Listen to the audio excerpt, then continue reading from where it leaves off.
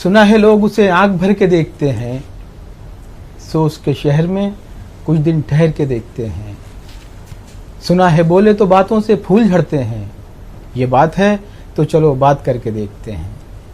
मुअज़्ज़िज़ ख़ातिन व हज़रात, ख़ास मुलाकात में आज जिस शख्सियत का इंतखाब किया है उसकी शख्सियत के बहुत से गोशे हैं। बात चाहे एक गुलकारा के हवाले से की जाए, एक उस मौसीक़ार के हवाले से जिसने अपने नक्श मुर्तसम कर दिए हैं और ऐसे नक्श जिन्हें वक्त की बेरहम लहरें भी शायद मिटा नहीं पाएंगी। लखनऊ में मौजूद हैं। मालिनी अवस्थी का नाम किसी तारुफ का मोहताज नहीं है। जहाँ जहाँ लोकगीत हैं, जहाँ जहाँ गज़ल है, जहाँ जहाँ फ़न है, वहाँ वहाँ ये नाम अपनी ताबनाकी और अपनी रोशन अलामतों की वजह से जाना और पहचाना जा रहा है। इस्तकबाल करते हैं आपका न्यूज़ 18 उर्दू में। आपने बहुत कीमती वक्त दिया, बहुत मसरूफियत के बावजूद आपने ये कीमती वक्त फराहम किया, बेइंतहा शुक्रगुजार हैं आपके। बहुत बहुत शुक्रिया। और मैं आपका शुक्रिया अदा करती हूँ कि आपने आप सबसे मुखातिब होने का ये खूबसूरत मौका मुझे दिया। जी मालिनी जी, जाहिर है कि एक सफ़र है जी, तरक्की का सफ़र, तरवीज का सफ़र, यूँ कहूँ कि अब तो अज़मतों का सफ़र है। लेकिन ये अज़मतें बेमानी नहीं हैं, बेमकसद नहीं हैं। यहाँ तक पहुँचने में जो कुर्बानियाँ दी गई हैं वो चाहे ख़ानदानी पस मंज़र के हवाले से हों या उन घरानों के हवाले से जिनको हम रामपुर घराना कहते हैं, पटियाला घराना कहते हैं या बनारस घराना कहते हैं। लेकिन इन सब पर जो फ़ौक़ियत है वो उस घराने को है जहाँ पर मालिनी अवस्थी की परवरिश हुई है, जहाँ से नशोनुमा के रास्ते हमवार हुए हैं। क्या कुछ फरमाना चाहेंगी अपना बैकग्राउंड? आपने एक साथ सारी बातों को कह दिया है। मेरे लिए कुछ कहने का बचता नहीं, क्योंकि आपकी बातों में वो सारी बातें आ गई। बिल्कुल सही कहा आपने कि कई सालों का सफ़र है।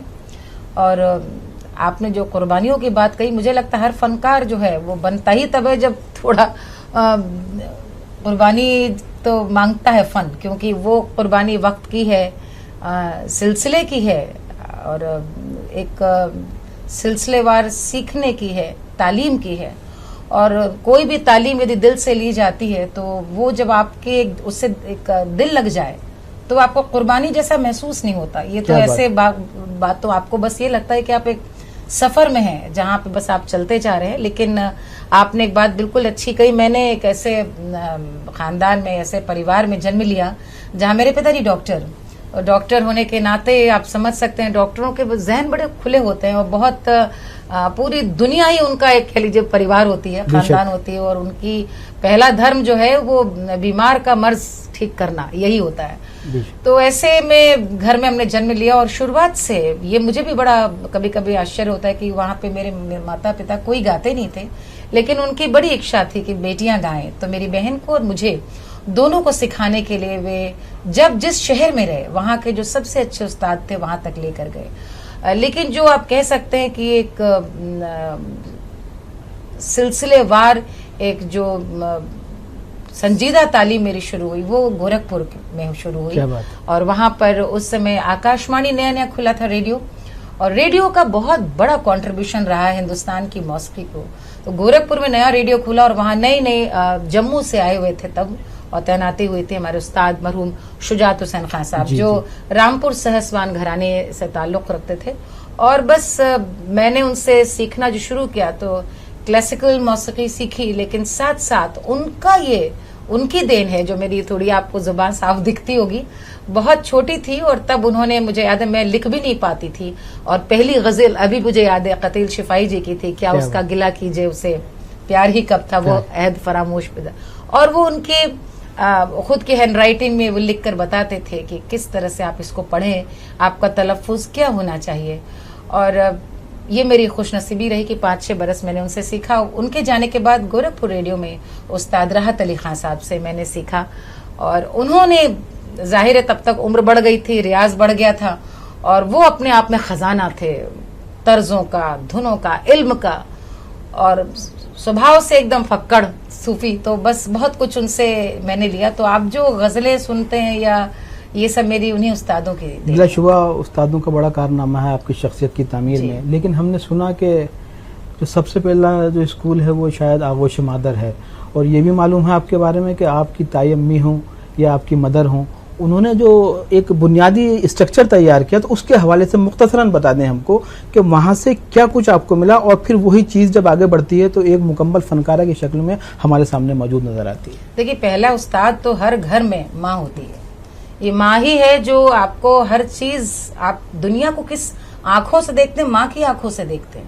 तो मैंने भी आप कह ले कि पूरी अपनी जो अदब जिसको बोलते हैं, कल्चर जिसको कहते हैं, उसको माँ की नजरों से देखा। माँ मेरी बहुत, जितनी तरक्की पसंद थी उतनी ट्रेडिशन पसंद थी। आप समझिए 70 के जमाने में वो ऐसी औरत थी जो जमाने में मिर्जापुर जिले में अकेली पहली औरत थी जो गाड़ी चलाती थी। क्या बात। और हमारे जो ताऊ जी थे उनसे पर्दा भी करती थी। तो ये जो मिली जुली विरासत थी हमें उनके हवाले मिली। हमारी ताई जी वगैरह बहुत अच्छा गाती थी, ढोलक पे घरेलू गाने शादी ब्याह के। और मुझे उन गानों में जो रिश्ते जैसे गुथे हुए हैं, क्या बात है, जिस तरह से उनके अंदर एक खजाना है मोहब्बत का, कि सरहज के लिए प्यार है, भाभी का देवर के लिए, माँ का बेटी के लिए, वो मेरी माँ का इसरार था कि मैं अपनी ताई जी लोग के पास बैठूं और सीखूं।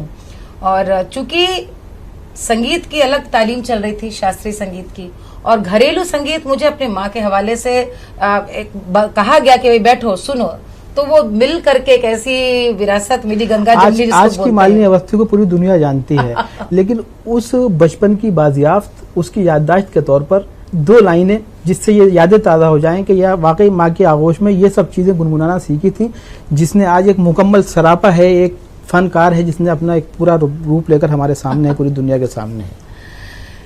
बहुत सारी चीजें। देखिए, मेरी माँ को लोकगीत जितने पसंद थे उतना ही पूरब अंग की गायकी बहुत पसंद थी। कजरी, पूर्वी, चैती, होरी, उनका इसरार रहता था कि बड़े बड़े गुनी जो कलाकार हैं उनको सुनूं।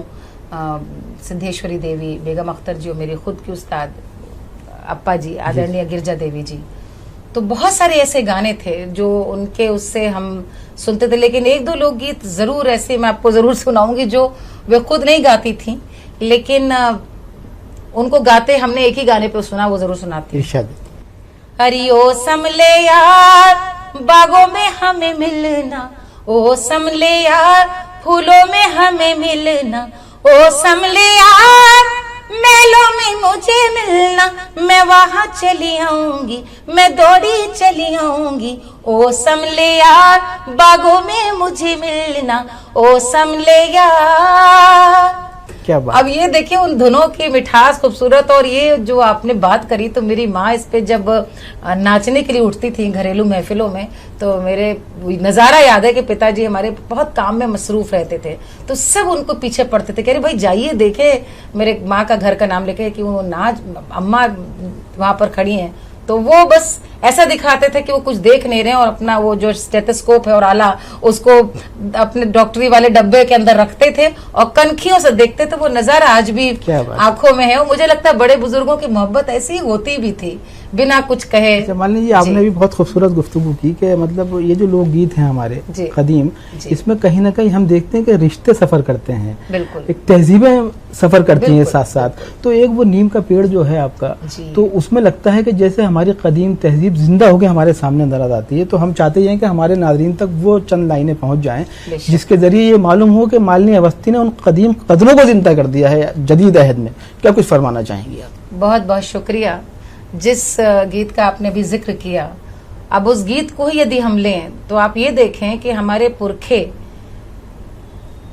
सरोकारों से कितने ज्यादा उसके प्रति वो गंभीर थे कि वे हर चीज सिखाते चले। जैसे कि एनवायरनमेंट की चिंता, फिक्र कि हमारे सामने यदि ये सब नज़ारे नहीं रहेंगे, पेड़ पौधे, यदि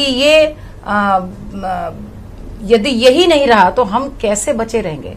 और उन गीतों में आप देखें कि किस तरह से एक बिटिया है जो जाते हुए अपने पिता से कहती कि नीम के दरख्त को मत काटना। क्या बात, क्योंकि यदि ये दरख्त कट गया तो ये हमारी चिड़िया कहाँ जाएंगी। वो खुद को भी चिड़ैया कह रही क्योंकि ब्याह कर जा रही है। बाबा नीमिया के पेड़ जनी काटियो बाबुल, निमिया पे चिड़ैया के बसेर, बलैया ले बीरन की बाबुल, बलैया ले बीरन की। बाबा सगरी चिड़ैया उड़ी जई है, रही जइए हरि निमिया केर बलैया ले बीरन की। बाबा निमिया के पेड़ जनी काटियो बाबुल, निमिया पे चिड़ैया के बसेर बलैया ले बीरन की। जब मालिनी जी पढ़ती हैं तो बशीर बदर साहब का एक शेर याद आता है जी। कि गले में उसके खुदा की अजीब बरकत है, वो बोलता है तो एक रोशनी सी होती है। तो ये रोशनी का सफ़र है मालिनी जी, आपकी आवाज़ जो है इसमें एक सहर है, एक बचपन का सफ़र है, एक जवानी का सफ़र है, एक दोराहे पर एक फ़नकार खड़ा है, एक खातून खड़ी हुई है, शादी की तैयारियां हो रही हैं, एक आईएएस के साथ शादी होनी है, तो वहाँ पर जो एक औरत का एहसास है वो क्या है और एक फ़नकार का एहसास क्या है? कहीं महसूस हुआ कि ये शायद फ़नकार मर सकता है, कहीं ये महसूस हुआ कि शायद अब नई ज़िंदगी के आगाज़ में ऐसा ना हो कि मेरी जो फ़नी पूरी सलाहियतें हैं ये कहीं मसलूब हो जाएंगी? आपका ज़ाती एहसास क्या है? देखिए, मुझे लगता है कि कुछ चीज़ें आपके वजूद में इस तरह से जज्ब हो जाती जिनको आप चाहें भी झुठलाना, दूर करना, अलग होना, वो नहीं हो सकती। जैसे आप जिंदा हैं, सांस ले रहे हैं। मेरे लिए मेरी तालीम और मौसीकी सुर मेरे लिए वही था कि मुझको इसका एहसास नहीं होने पाया कि हम और वो कब एक वो मुझे गिरफ्त में ले चुका था। क्या बात। लेकिन साथ ही साथ आपने जो कहा एक औरत के हवाले से, तो मैं औरत से भी पहले कहूंगी एक बेटी के हवाले से। वो वक्त अलग था। अब देखिए, हमारे ब्याह को 32-33 बरस हो गए हैं, तो आप इसी हवाले से समझ सकते हैं कि हम जब ये बात कर रहे हैं तो कम से कम इस बीच में 2 पीढ़ियां 3 पीढ़ियां गुजर गई। वो अलग वक्त था जहां पर फैसले हमारे माता पिता लेते थे और हमें इत्तला किया जाता था, हम उन फैसलों में शामिल होते थे। लेकिन इसके बाद जिंदगी का सफर कैसे जाएगा, इसमें बहुत सारी चीजें इसमें काउंट होती थी। और उसका एक मैं यहाँ पर और पहलू कहूंगी कि इस पूरे सफर में जो आपने कहा, एक खूबसूरत बात यह है कि जब तक आपको बहुत बड़ी बड़ी बातें समझ में आए तब तक आपकी शादी हो चुकी होती है। तो कम उम्र में शादी का एक सबसे जो खूबसूरत मैं कहूंगी एहसास है वो ये है कि जब तक आपको समझ में आए आप किसी को हो चुके होते हैं, किसी को अपना बना चुके होते हैं। और वो मेरे लिए वो वक्त एक औरत होने के नाते मोहब्बत में, जिंदगी की खूबसूरत जिम्मेदारियों में गिरफ्तार होने का था, जिनका एहसास अपने आप में इतना बालिग और खूबसूरत था कि मैं कहूंगी कि वो एक समय तो ऐसा आया कि मुझको कभी ये लगा नहीं कि मैं कुछ छोड़ चुकी हूँ या कुछ पीछे रह गया है। और शायद उसका कारण ये था क्योंकि उस वक्त में जिम्मेदारियां बतौर एक बीवी और एक माँ और एक अफसरा की बीवी, जो कि गली जो छोटे गांव कस्बों में हमारी इनकी रिहाइश थी हमारी, उसमें वो बहुत बड़ी चुनौतियां थी कि कहाँ कोई रियाज हो सकता है, कहाँ पे इन गानों का, आपको पता हम परफॉर्मिंग आर्ट जब कहते हैं तो परफॉर्मेंस मांगती है, तो वो पेशगी कहाँ होगी, वो मंच कहाँ मिलेगा। क्योंकि आपको एक चीज के बारे में मैं बहुत शुरू से मुझे कभी भी दो राय नहीं थी कि मुझे अपने खाविंद के साथ रहना, परिवार के साथ रहना।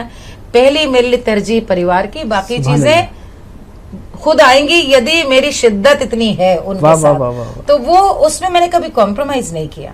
तो वो बस ये है कि मैं इंटरव्यू में बताऊंगी तो बड़ी सुनी हुई 2-3 बातें लगेंगी, लेकिन एक जिंदगी का बड़ा एक मैं कहूंगी एहसास है जिसमें मैंने बड़ी मेहनत करी और मेहनत के संग संग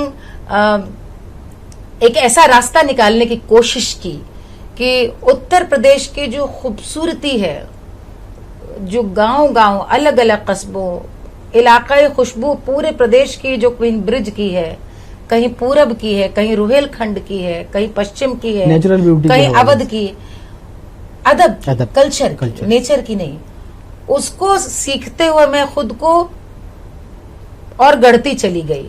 जैसे कि मैं आपको कहूँ, फर्ज करें आप, मैं फैजाबाद में रहे हम, और फैजाबाद में हम रहे, वहां पर चकबस जी के यहाँ वहां पर हमारा जाना हुआ, बेगम साहिबा के वहां पे जाना हुआ। हम बनारस रहे तो बनारस को एक अलग नजर से हमने देखा। हम जब बदायूं रहे तो वहाँ गुलाम मुस्तफा खान साहब जो अभी नहीं रहे, सस्मान घराना, उनसे ये जाफर हुसैन खान बदायूं नहीं, बड़े कमाल के कव्वाल हुआ करते थे, उनके साथ उठना बैठना हुआ। जब मेरठ में रहे तब पता चला कि जितना भी बैंड बाजा ब्रास जो आप शादी में ट्रम्पेट्स देखते हैं वो सारे साज मेरठ में बनते हैं। यहाँ की तबले का जो अजराना घराना वो भी मेरठ में है। तो मैंने खुद को एक तरह से आप कह लें कि अपनी तालीम इस तरह जारी रखी कि ये जाया न जाए, और रियाज नहीं छोड़ा। और एक वक्त ऐसा आया कि मुझे लगा कि ये सफर कहीं यूं ही न रह जाए, और वो ऊपर वाले ने, मालिक ने हमको वो मौका दिया जब बनारस पतिदेव की तैनाती हुई, और हमारी गुरु उस्ताद गिरजा देवी जी, अप्पा जी, जिन्हें हम बहुत आदर से कहते हैं, बस मैंने कहा कि आप हमें अपनी सरपरस्ती में ले लीजिए। और 20 साल हुए उनसे सीखते संवरते। देखिए ऐसा है, हम लोग जब तालीम कहते हैं बार बार, तो वो तालीम का मतलब ही ये है, एक हमारे हिंदी में कहते हैं ना पात्र, कि सुपात्र को दान देना चाहिए। पात्र का मतलब ये है कि एक बर्तन, और वो खाली होगा तभी उसमें दान दिया जाएगा, और तभी वो भरा जाता है ज्ञान से। तो यानी खाली होना किससे? अहंकार से, ज्ञान से, कि जब आप गुरु के पास जाए तो आप ये सोच के जाए मैं कुछ नहीं आता, तब वो जो देता है वो चीजें समझ में आता है। एक शेर है ना, बरसों उस्तादों के पास सिरहाने बैठकर उनका सर दबाया, तब जाकर मेरी गायकी और फन में ये असर आया है। तो ये इसलिए मेरी बात हमेशा गुरुओं और उस्तादों तक रहती है, क्योंकि मेरी एक कह लीजिए दूसरी जिंदगी, जो आपने कहा कि पुरानी सारी जिम्मेदारियों के साथ, वो जब अप्पा जी से मैंने दोबारा सीखना शुरू किया तो रास्ते निकलते चले गए और गलियां मिलती गईं। हाँ, ये बेशक है कि क्लासिकल म्यूजिक की पूरी तालीम के साथ और सुगम संगीत और गजलें, जैसा आपने सुना कि संग, मुझे जो राह दिखाई दी, मुझे जो लगा कि वो लेस ट्रैवल्ड रोड थी, या उस पेड़ पर हमारे पुरखिने चलती नहीं लेकिन उसमें इतनी झाड़ झंकार उगाई है कि उसको साफ करना बहुत जरूरी है, वो था हमारा जो फोक म्यूजिक है, जो हमारे पुरखिने हमारे यहाँ जो गाती रही हैं, और उन गानों के जरिए नसीहतें देती गई हैं नई पीढ़ी को, नस्ल को। मैं उनको सामने लेकर आऊं, मंच पे पेश करूं, उस पर एक चलने का, एक जब आप नया रास्ता चुनते हैं ना, तो ऊपर वाला हौसला भी दे देता है, तो बस फिर चीजें होती हैं। अच्छा, एक मुकम्मल फनकारा हैं आप, एक मुकम्मल माँ हैं, मुकम्मल बीवी हैं, लेकिन ये जो तजाद है इसमें कहीं ना कहीं हम ये देखते हैं कि इन तमाम मुहाजों से गुजरते हुए फ़न को जिला रखना, उसको ज़िंदा रखना और उसको फिर मेयार अता कर देना, तो ये जो एक खसूसियत है, इसके लिए जो वो नई नस्ल आपको फॉलो कर रही है, कुछ लोगों के आदर्श बन चुकी हैं, आप उनको क्या पैगाम देना चाहेंगे आप, कि ये आखिर अपने अंदर का फनकार भी ज़िंदा रहता है, रिश्तों की बाजियाफ्त को यकीनी बनाती हैं, रिश्ते आपके अंदर सांस लेते हैं, एक तहजीब आपके साथ साथ सफ़र करती है, तो ये जो मजमूई सूरत हाल है, इसके बारे में आप क्या कुछ फरमाना चाहेंगी नई नस्ल के लिए, उन लोगों के लिए जो आज आपको आदर्श मान रहे हैं? बहुत शुक्रिया। मैंने तो कभी इस तरह से न अपने सफ़र को, न अपनी ज़िंदगी को सोचा था कि किसी के लिए एक आदर्श बनूं। मैं ये ज़रूर बस आपके साथ साझा करना चाहूँगी, मेरी अपनी ज़िंदगी में मैंने वो कभी नहीं कुछ किया जिसमें मेरी दिलचस्पी नहीं थी, या जिसमें मेरा दिल नहीं था, या जिसके लिए मेरा दिल दिमाग दोनों मुझे तसल्ली नहीं देता था कि ये करना चाहिए। मैंने हर वो चीज करी जो मैं चाहती थी, और उसमें परिवार का साथ और मेरी मौसीकी, इसमें दोनों में मुझे किसी एक को कुर्बान करना मंजूर नहीं था। और जब आपको एक बराबर इश्क हो इस सारी चीजों से, तो वो रास्ते निकल आते हैं कि कैसे इश्क के साथ आप इंसाफ करें। तो मैंने तो यही किया है, क्योंकि जो नई पीढ़ी आज देखती है, सुनना चाहती है, वो भी बेशक कर सकती है, बशर्ते एक चीज आप अपने तबीयत में शामिल करें जिसकी आज मुझे कमी लगती है, यदि इजाजत हो तो कहूं, धीरज की, धैर्य की, पेशेंस की। आज के समय में आज की नई पीढ़ी के पास सब कुछ है, सब कुछ, माने वो हमसे ज्यादा ज़हीन है, हमसे ज्यादा उन्होंने दुनिया देख ली है इतनी कम उम्र में, हमसे ज्यादा वो एम्बिशियस है, हमसे ज्यादा मौके हैं, हमसे ज्यादा खुले जहन के परिवार और अपॉर्चुनिटीज उनके सामने। लेकिन ये हमेशा याद रखे, बढ़िया खाना धीमी आंच का पकता है, और बढ़िया गुड़ है वो हो या लड्डू हो, वो देसी घी का ही बनता है। और ये चीजें बहुत हौले हौले आसानी से पकता है, चाहे प्यार हो, प्रेम हो, मोहब्बत हो, तालीम हो या फिर शोहरत हो। और ये जो आपने बात कही कि एक लंबा असर, एक लंबा समय आपको लगता है, आप नहीं चाहते कि आपके बच्चे, यदि आपने बच्चों की आप माँ हैं तो आप भी चाहते हैं कि बच्चों का सफर आपसे भी अच्छा हो, बच्चे आपसे 4 हाथ आगे नाम कमाए और उनके साथ आपको समय भी देना होता है। तो यानी कि कुछ एक चीज कॉम्प्रोमाइज हो, मैंने कभी नहीं चाहा। तो मेरी तो आप यदि कहना चाहें इसको सक्सेस या जो भी, तो उसका एक ही राज है कि मैंने तीनों चीजों को एक सिरे की शिद्दत से प्यार किया, मेरा म्यूजिक, मेरे बच्चे और मेरे फैमिली, मेरा हस्बैंड।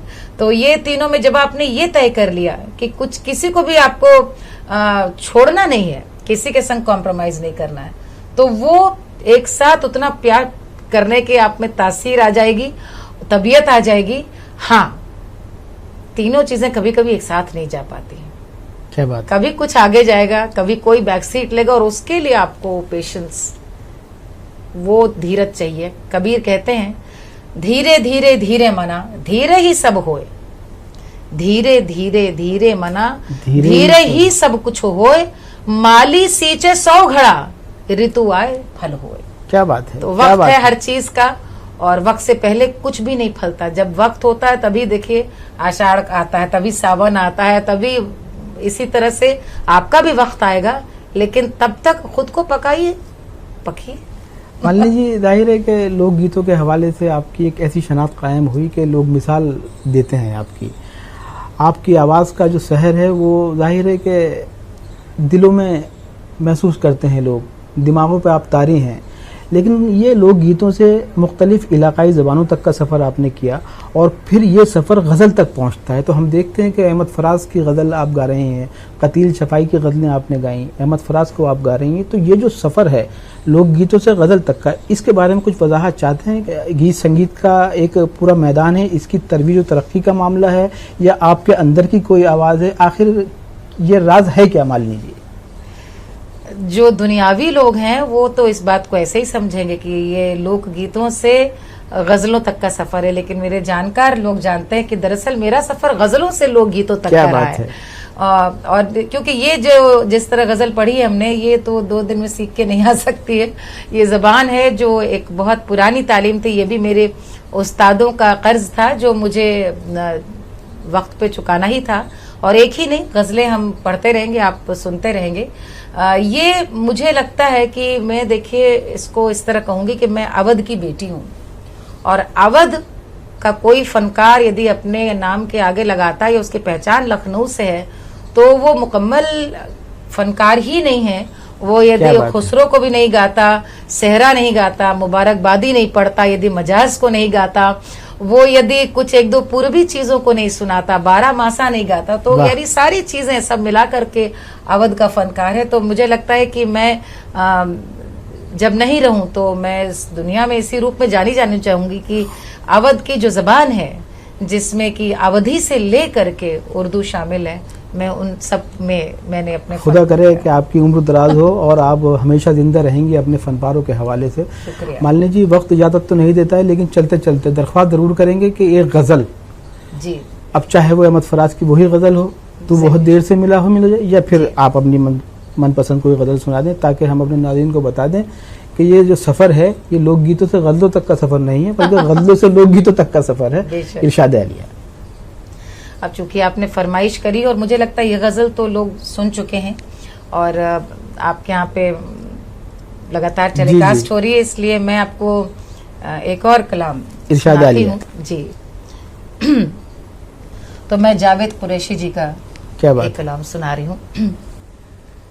आशियाने की बात करते हो, आशियाने की बात करते हो, दिल जलाने की बात करते हो, आशियाने की बात करते हो, मुझको अपनी खबर नहीं या रब, तुम जमाने की बात करते हो, दिल जलाने की बात करते हो, आशियाने की बात करते हो। बहुत शुक्रिया। मुअज़्ज़िज़ नाज़रीन इकराम, मालिनी अवस्थी जी के पास वक्त कम है और वक्त के दामन में भी फ़िलहाल गुंजाइश नज़र नहीं आती है। आपकी शख्सियत और आपके फ़न का तकाज़ा तो यह है कि आपसे घंटों बातें की जा सकती हैं, लेकिन इस यकीन के साथ कि आइंदा किसी मौके पर आपको फिर न्यूज़ 18 उर्दू के किसी मखसूस प्रोग्राम में शामिल करेंगे और अपने नाज़रीन के रूबरू कराएंगे। इस यकीन के साथ उनसे ये वादा भी लेना चाहते हैं कि मालिनी जी हमारी दरख्वास्त को कबूल फरमाते हुए आइंदा कभी अपना वक्त ज़रूर फराहम करेंगी। आपका बहुत बहुत शुक्रिया। आप जरूर अपना ये वादा याद रखिएगा कि आप हमें दावत देंगे तभी हम कबूल फरमाएंगे।